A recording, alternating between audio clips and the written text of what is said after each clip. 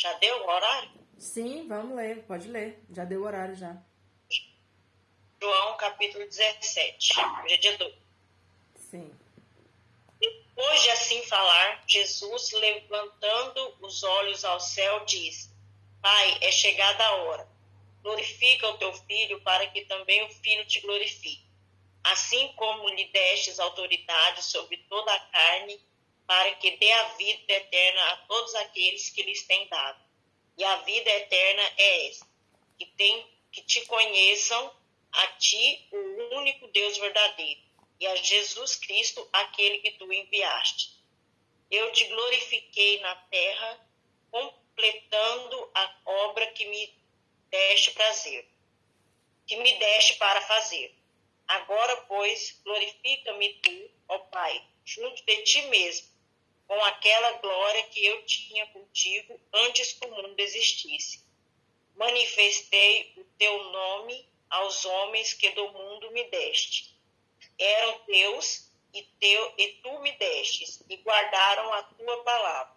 Agora sabem que tudo quanto me deste provém de ti, porque eu lhes dei as palavras que tu me deste, e eles os receberam. E verdadeiramente conheceram que saí de ti, e creram que tu me enviaste. Eu rogo por eles, não rogo pelo mundo, mas por aqueles que me tens dado, porque são teus. Todas as minhas coisas são tuas, e as tuas coisas são minhas, e neles sou glorificado. Eu não estou mais no mundo, mas eles estão no mundo, e eu vou para ti. Pai Santo, guarda-os no teu nome, e qual me deste, para que eles sejam assim como nós. Enquanto eu estava com eles, eu os guardava o teu nome que me deste. Eu os conservei, e nenhum deles se perdeu, senão o filho da perdição, para que se cumprisse a escritura. Mas agora vou para ti, e isto falo no mundo, para que eles tenham a minha alegria completa em si mesmo. Eu lhes dei a tua palavra, e o mundo os odiou, porque não são do mundo, assim como eu não sou do mundo. Não rogo que os tire do mundo, mas que os guarda do maligno. Eles não são do mundo, assim como eu não sou do mundo. Santifica-os na verdade, a tua palavra é a verdade. Assim como tu me enviaste ao mundo, também eu os enviei ao mundo. E por eles eu me santifico, para que também eles sejam santificados na verdade. E rogo não somente por este, mas também por aqueles que pela palavra hão de crer em mim, para que todos sejam um, assim como tu, ó Pai, és em mim e eu em ti, que também eles sejam um em nós, para que o mundo creia que tu me enviaste.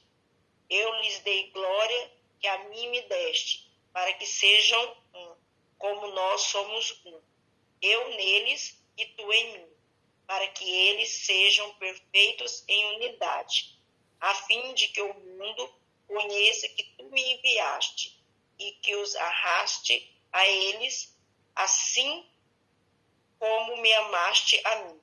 Pai, desejo que onde eu estou estejam comigo também aqueles que me tens dado, para verem a minha glória, a qual me deste, pois que me amaste antes da fundação do mundo. Pai justo, o mundo não te conheceu, mas eu te conheço. E estes conheceram que tu me enviaste. E eu lhes fiz conhecer o teu nome, e lhe farei conhecer ainda, para que haja neles aquele amor que me amaste, e também eu neles esteja. Amém. Amém. Gente do céu, esse trecho aqui tem muita coisa profunda, né? Como às vezes a gente pode dizer. E o título é A Oração Intercessória de Jesus.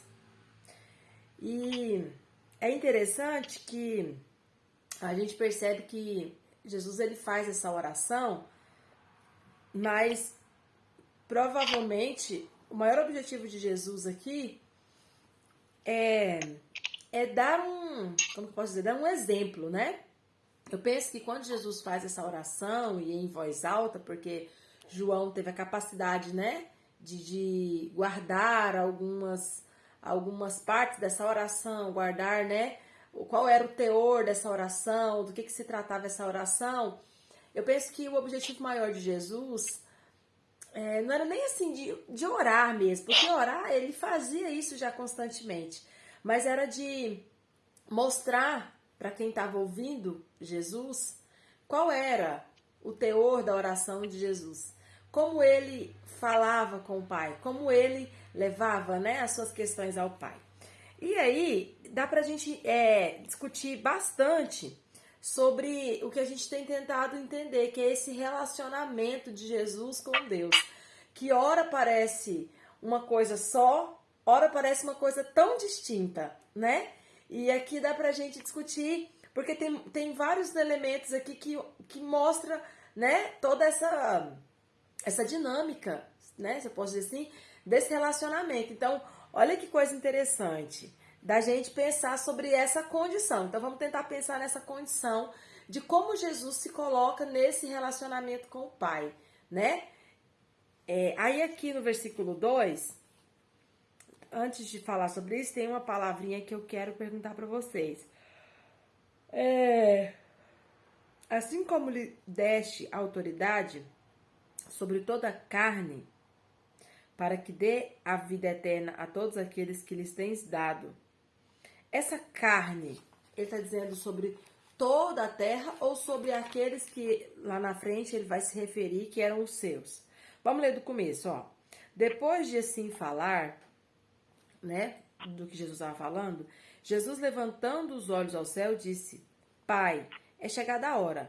Glorifica o teu filho, para que também o filho te glorifique. Então aqui já começa uma relação interessante. Tipo assim, glorifica o teu filho para que o teu filho te glorifique. Como assim? Por que esse tipo de expressão? Eu fico, sabe? Fico muito curiosa. Porque, tipo, qual era a necessidade de Jesus glorificar o Pai? Né? O Filho precisava ser glorificado por Deus, porque era necessário que houvesse esse testemunho, né, de quem era Jesus em relação ao Pai para as pessoas. Mas Deus não precisava. E aí Jesus fala assim: Pai, glorifica o Filho para que o Filho te glorifique. Eu já acho isso já interessante. Aí ele continuando diz: assim como lhe deste autoridade, ou seja, assim como o Pai deu a autoridade para o Filho sobre toda a carne, para que dê a vida eterna a todos aqueles que lhe tens dado. Então aqui, vê se eu estou entendendo certo. Aqui Jesus está dizendo assim: olha, Deus me deu a autoridade para dar a vida eterna a todos aqueles que têm vindo a mim. Então a autoridade da vida eterna já estava, como que eu posso dizer,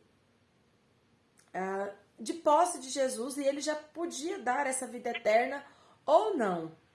Percebe que o texto, Jesus está fazendo esse tipo de afirmação?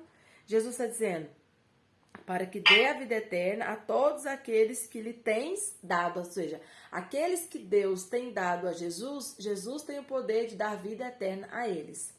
Ok? Tudo bem até aqui? Então, no versículo 4, continuando nessa linha de raciocínio, Jesus diz assim: eu te glorifiquei na terra, completando a obra que me deste para fazer. Agora, pois, glorifica-me tu.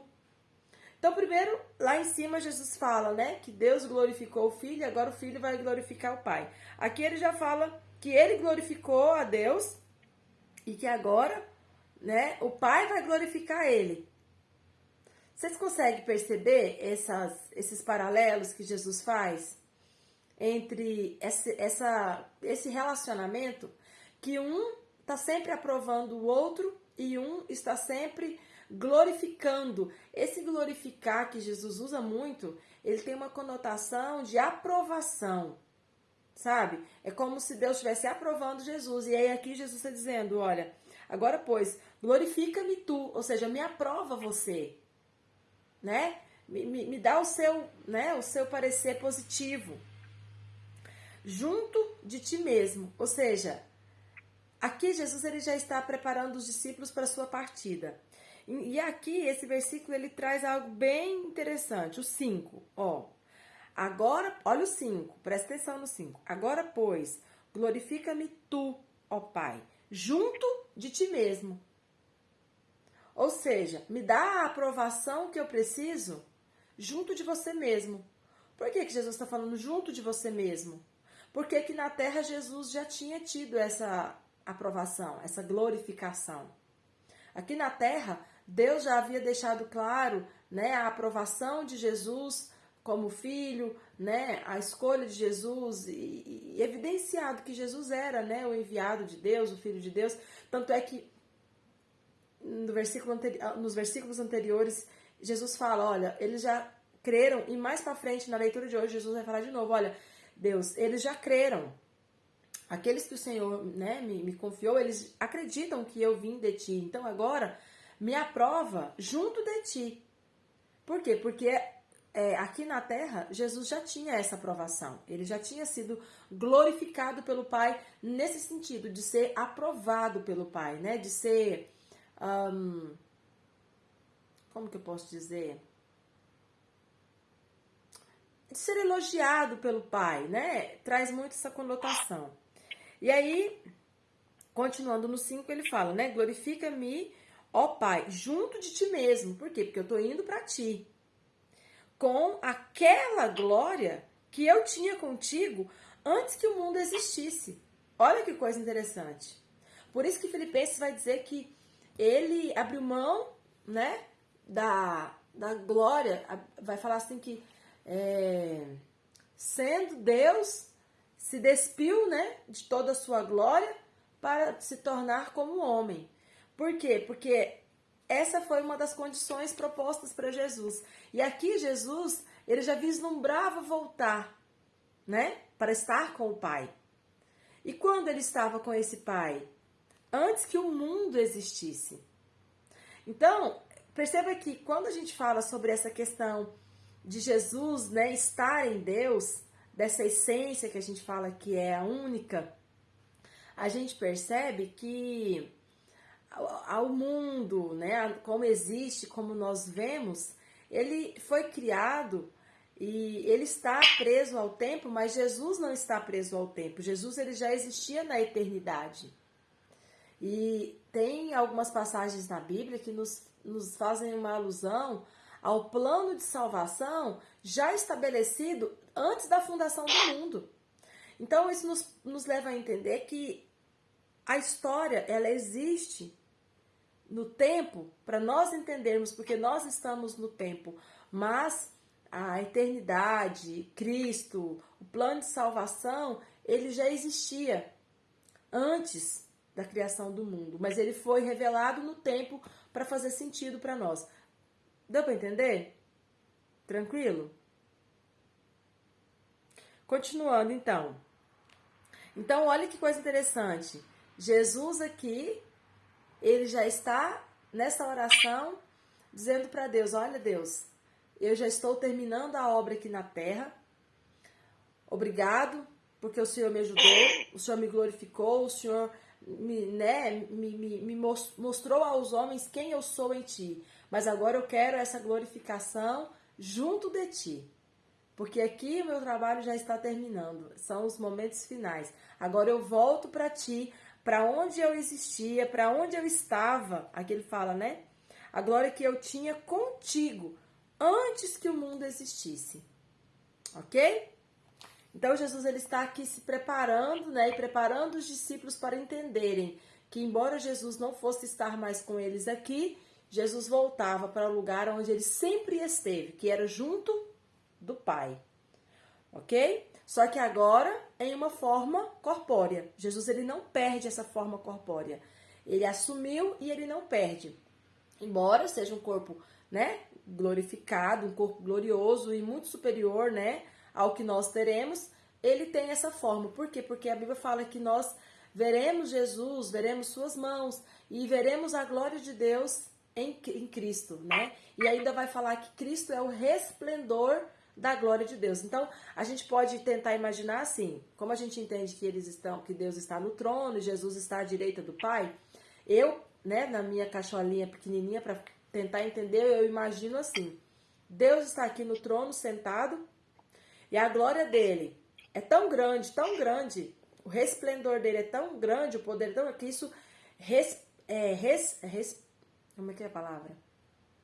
É como se fosse o brilho. O brilho ele é tão grande que as luzes elas refletem em Jesus. Então, quando a gente olhar para Jesus, nós vamos ver o quê? Essa luz da glória de Deus. Por isso que a Bíblia vai falar que ele é o resplendor da glória de Deus. Então, a glória de Deus é tão grande que nós vamos ver esse resplendor dessa glória em Cristo Jesus. Ok? Aqui no versículo 10, segue essa linha de raciocínio e eu achei interessante comentar. Ele diz assim: todas as minhas coisas são tuas e as tuas coisas são minhas. Olha que interessante. Que coisas será que Jesus está falando? Né? Todas as minhas coisas.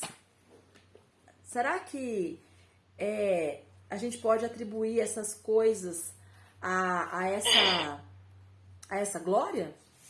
Será que a gente pode atribuir essas coisas a essa questão, né, de voltar a ter esse acesso, né, a ter esse lugar na eternidade, a ter esse lugar junto do Pai?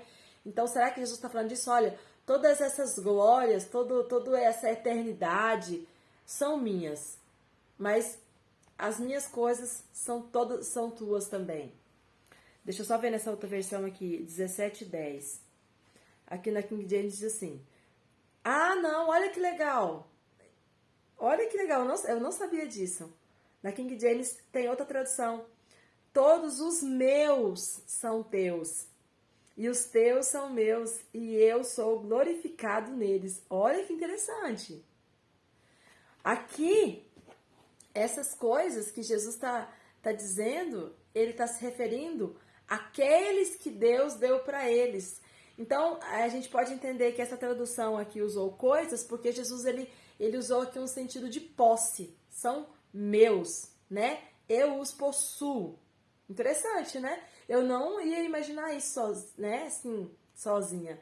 Então, Jesus está dizendo: todas aquelas pessoas que o Senhor me deu são minhas, mas todas as pessoas são suas. Deixa eu ver como é que tá nessa versão aqui, 17:10. O 11:12 continua, né, falando dos seus, que eram eles. E todos os meus são teus, e os teus são meus, e eu sou glorificado neles. E agora eu não estou mais no mundo, mas eles estão no mundo. Gente, eu acho muito bonito, sabia? Assim, essa parte aqui, tem pessoas que entendem que Jesus está falando especificamente dos 12, por causa dele citar que o único que se perdeu foi, né, o da perdição. Mas eu não entendo que Jesus está falando só dos 12. Eu entendo que Jesus está falando, né, de todos aqueles que sim, que foram a Jesus. Mas, independente se Jesus está tratando aqui especificamente dos 12 ou de todos aqueles que foram a Jesus, eu acho muito bonito, sabe? Perceber, sabe o que eu acho bonito? Perceber qual era o valor que Jesus atribuía àqueles que ele agora chama de seus. Olha que coisa interessante. Qual é o valor que Jesus atribuía àqueles que Jesus chamava, né? Que Deus me deu. E olha que interessante, né? E aí, continuando, né, na sequência, a gente tem aquela oração bem conhecida que Jesus pede que Deus não nos tire do mundo. Por quê? Porque nós estamos aqui, precisamos viver aqui, precisamos passar por aqui, mas que nos preserve, né? Aqui no mundo. E aí no 12, Jesus ele fala, né? Por que fazer isso, né? Enquanto eu estava com eles, eu os guardava. Então agora Jesus está falando para Deus, olha, agora eu não vou estar aqui mais, né? Para fazer isso, para guardar, para proteger. Eu os guardava no teu nome que me deste e os conservei. Olha que expressão interessante. Nenhum deles se perdeu, aí é onde fala, senão o filho da perdição, para que se cumprisse a escritura. Mas agora eu vou para ti, e isto falo no mundo, para que eles tenham a minha alegria. Ah, esse aqui também é interessante, ó. E isto falo no mundo. Ele está falando isso aqui ainda. Lembra que eu falei que a oração de Jesus tem mais um objetivo de tipo assim, de didático mesmo, de mostrar como ele estava orando, o que ele estava tentando que os discípulos entendessem, né? Então ele ora para Deus para que os discípulos entendessem, né? Qual era a relação agora, que ele estava saindo de cena no mundo, mas ele estava voltando para o Pai. E aí ele diz, né? Eu vou para ti, e eu falo isso aqui, Deus, é como se Jesus estivesse falando isso. E eu falo isso aqui, Deus, para que eles tenham a minha alegria completa em si mesmos. Por que Jesus usa essa expressão? Porque a alegria deles estava muito vinculada com a presença de Jesus, com o fato de Jesus estar ali, presente. Então agora, Jesus está dizendo, olha Deus, eu estou orando e estou falando isso aqui ainda, enquanto eu estou com eles, para que eles entendam e para que eles saibam que aí eles precisam ter a alegria deles, que eles tinham comigo, eles precisam ter agora sem a minha presença. Eu não vou estar aqui, mas eles precisam ter a minha alegria. Que é o que a gente comentou ontem, né? Sobre essa questão de achar esse equilíbrio, né? Entre saber passar pelo momento mal, mas entender que o estado de espírito de alegria, ele tem que ser uma constante na vida cristã. Quer ver mais que eu marquei aqui? O 22 e o 23 que eu marquei, que diz assim: E eu lhes dei a glória que a mim me deste, para que sejam um como nós somos um. Gente, isso aqui eu acho muito complicado, porque eu lhes dei a glória que o Senhor me deste, a glória da unidade, né? A gente entende que aqui Jesus está falando da glória específica. Ele fala, para quê? Qual a glória que Jesus deu? Qual foi o objetivo? Para que sejam um como ele e o Pai são um. E aí no 23 ele fala, e eu neles e tu em mim, para que eles sejam perfeitos em unidade, a fim de que o mundo conheça que tu me enviaste e que os amaste a eles, assim como me amaste a mim. Sabe? A gente percebe que o mundo, ele caminha para... Como que eu posso dizer? Eu tenho para mim, né, que o mundo caminha para um distanciamento cada dia maior de Deus. Embora a gente veja, né, o cristianismo crescendo e tendo muitas portas abertas, né, muitos canais de divulgação, eu tenho para mim que, na verdade, o distanciamento de Deus, da palavra de Jesus, é o que mais tem acontecido. E a gente atribui isso, quando a gente lê esse versículo, à falta de unidade, percebe? Porque o próprio texto que está dizendo, olha, que se nós formos perfeitos em unidade, o mundo conhecerá quem é Jesus. O mundo verá, né, que quem é Jesus e quem enviou Jesus. E a gente percebe que a grande falha da igreja, a grande falha do cristianismo é a unidade. Nós somos muito divididos. Eu fico, meu Pai amado, como que pode, né? E a gente sabe que... Por quê? Porque há uma militância espiritual, a gente tem esse entendimento, e aí a gente entende que... Como que eu posso dizer? O diabo, ele é estratégico, né, pessoal? Ele vai usar uma estratégia que é mais certeira, ele não vai ficar dando, né, queimando bala à toa. Então, ele já trabalha onde ele sabe que vai dar o resultado que ele precisa. Então, ele toca muito na unidade da igreja. Da igreja aqui, quando a gente fala igreja, eu estou falando da igreja do Senhor Jesus no mundo. E por isso, tanta divisão, né? Eu estava vendo aquele pronunciamento do Papa, e aí eu vi muita gente comentando e tal, que o Papa não podia ter falado aquilo, né? Não sei se alguém viu, que alguém falou pro Papa bem assim, Papa, ora pelos brasileiros. E aí o Papa falou bem assim, não, o brasileiro não tem jeito pro brasileiro. muita cachaça e pouca oração. E rindo, claro, né? Em tom de brincadeira, mas eu vi muita gente criticando e tal. E aí eu percebi muita gente se dividindo, né? E mesmo os católicos, eles são cristãos. E aí os cristãos são cristãos, né? Nós somos considerados os cristãos protestantes. E eu percebi muito cristão protestante, tipo, descendo a lenha, né? E falando mal. Porque se fosse um crente falando, se fosse um pastor falando isso, tinha todo mundo censurado, tinha todo mundo chamado ele de xenófobo, que fala, não sei, xenófobo, sei lá. E tal, e todo mundo, mas como foi o Papa, né, todo mundo falou que foi só uma piada e tá tudo bem. E aí eu fico pensando, gente, por que, né, a gente tem esse, tá assim, tá nos poros, né, esse espírito de divisão, esse espírito de contenda, e isso entre nós. E aí quando eu leio esse versículo, que Jesus falou assim, que o Senhor Jesus nos deu a glória, que o Pai deu para ele, essa glória da unidade, para que nós sejamos um. Assim como Jesus e o Pai eram um. Jesus, ele nos deu essa oportunidade dessa unidade. E aí eu fico pensando, como nós estamos longe dessa realidade, né? Olha, ele fala que para que nós sejamos perfeitos em unidade. Uau, como, né? Como conquistar isso? Como caminhar para isso? Eu, sinceramente, eu olho assim no cenário que a gente vive e eu penso que é algo assim impossível. Não sei se é na minha pequena fé, na dureza do meu coração, mas eu acho algo assim muito difícil de ser alcançado. E até só para encerrar, até sobre essa questão do coronavírus, eu estava comentando sobre isso.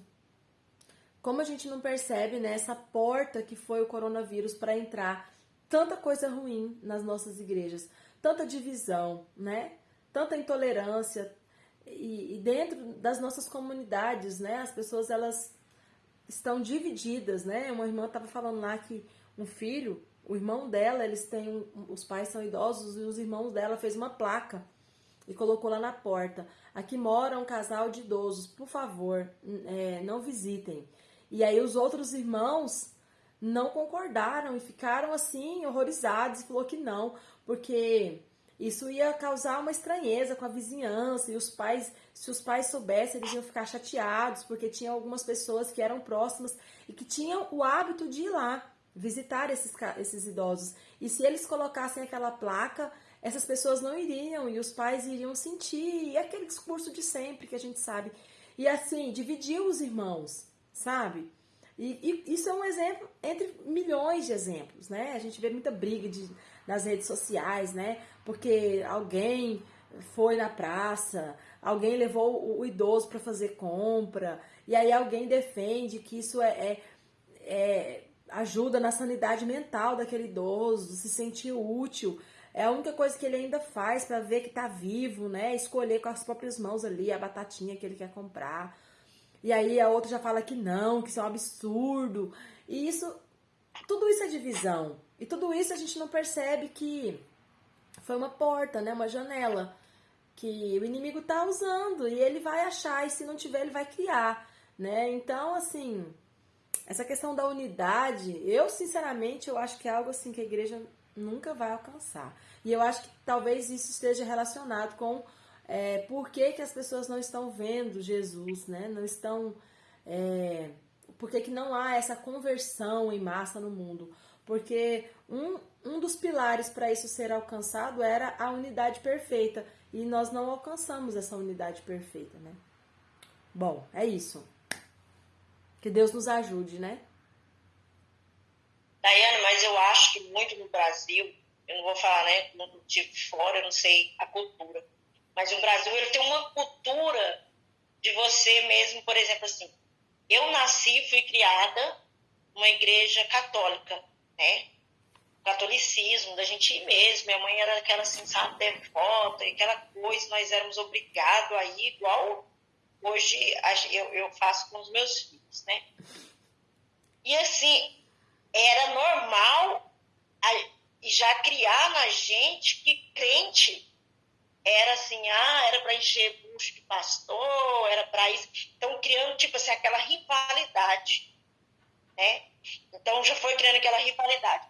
Quando eu fui para a igreja, que eu, né, convertia, e passei a ser evangélica, e eu levava meu filho, aí o pai dele continuou sendo católico, eu vi nele a mesma dificuldade que eu tinha, por conta que ele se era pregado no catolicismo isso, e querendo ou não, na igreja evangélica também se é muito pregado que a igreja evangélica é certa, que é correta, que só lá que tem irmãos, que é assim, que é só aquela igreja que salva, é só que teve um dia que meu filho chegou para mim e falou assim, mãe, quem que tá certo, a senhora ou meu pai?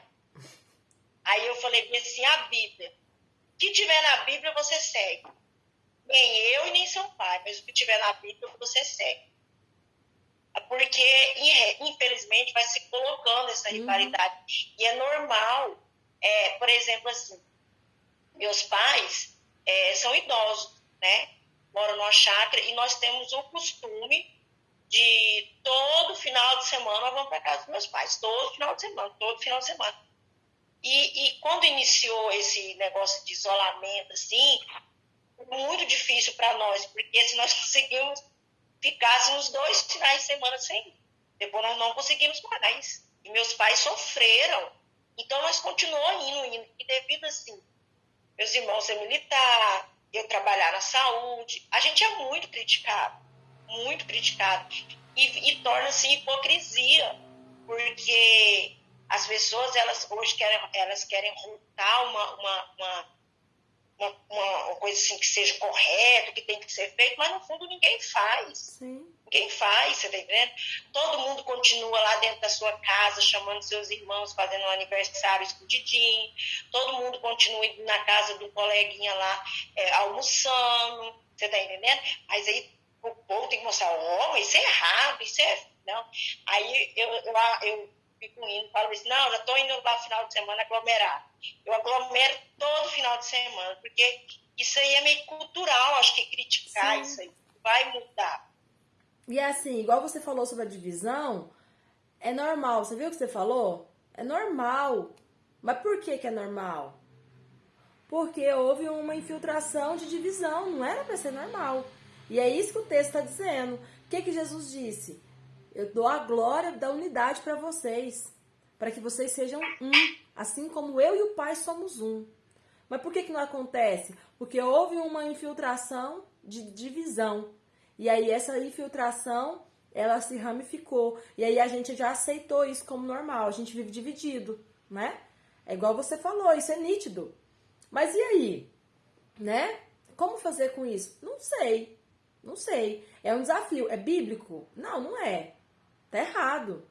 É pecado. Agora, a gente não sabe, né, em que nível de divisão acerca de certo e errado nós estamos ponderando. Porque o argumento que a gente usa é o argumento do seu filho. Não, eu não vou compactuar, por quê? Porque lá tem coisa errada. Então, vamos supor, se eu tiver certeza e convicção que lá tem coisa errada, isso já não é divisão, né? Isso é separação para você viver em uma vida de santidade, beleza, mas vamos trazer para a nossa realidade. A gente é dividido entre nós mesmos, dentro da nossa própria comunidade, que a gente acredita que todo mundo que está ali tá certo, todo mundo que está ali lê a Bíblia, todo mundo que está ali quer ir para o céu, todo mundo que está ali tem a mesma visão. E nós somos divididos entre nós, né? O ministério da escola bíblica quer disputar com o ministério da intercessão, sabe? A gente vê muito isso. Então, assim, é isso que eu não entendo. É isso que eu não entendo. A gente, essa divisão macro, irmão João quer falar? Porque eu quero pontuar uma coisa sobre isso, porque às vezes a gente tem uma visão muito temporal, muito do nosso tempo dessa questão, e talvez o problema não seja bem esse, né? Porque em verdade, porque a gente deve procurar o problema e entendê-lo para que a gente possa achar a solução ou dizer, bom, isso a gente vai ter que conviver com isso. Porque as dissensões, primeiro, no tempo, elas sempre existiram. As igrejas, o próprio nascimento das igrejas. Aliás, a gente encontra na Bíblia relatos de que os próprios apóstolos, entre eles, havia dissensões de entendimento. Mais ainda, a Bíblia relata que, num determinado momento, Jesus estando vivo, estando com os apóstolos, houve uma dissensão no momento em que eles perguntam, em que eles questionam a questão de quem é maior no reino de Deus. O texto diz que naquele momento houve uma discussão entre eles. Então, se isso sempre esteve presente, talvez a solução seja nós pensarmos que isso é uma condição do homem. Isso é da natureza humana, essas dissensões. Então, a gente tem que, talvez, tivesse que procurar o motivo dessas dissensões num outro local. E que talvez a própria natureza humana. Por quê? Porque a Célia, eu acho que num determinado momento da fala dela, ela falou assim, a questão cultural, né? que essa dissensão ela vai se ampliando à medida que a população mundial, os grupos vão se ampliando, que também vão sofrer interferência das culturas.